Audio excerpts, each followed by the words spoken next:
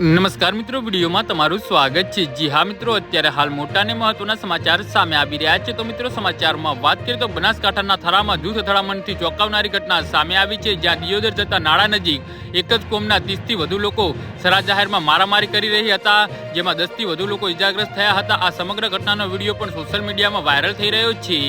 જી હા મિત્રો, અત્યારે હાલ મોટા અને મહત્વના સમાચાર સામે આવી રહ્યા છે। તો મિત્રો, સમાચારમાં વધુ વિગતવાર વાત કરીએ તો જેમાં 10થી વધુ લોકોને ઈજા થઈ છે। આ અથડામણમાં કેટલી મહિલાઓ પણ હતી। ઘટના દરમિયાન વિસ્તારમાં અફરાતફરીનો માહોલ સર્જાયો હતો। સ્થાનિક લોકોએ આ ઘટનાની જાણ પોલીસને કરી હતી। ઘટના સ્થળે પહોંચીને પોલીસે સમગ્ર મામલાની ગંભીરતાથી નોંધ લઈને તપાસ શરૂ કરી છે।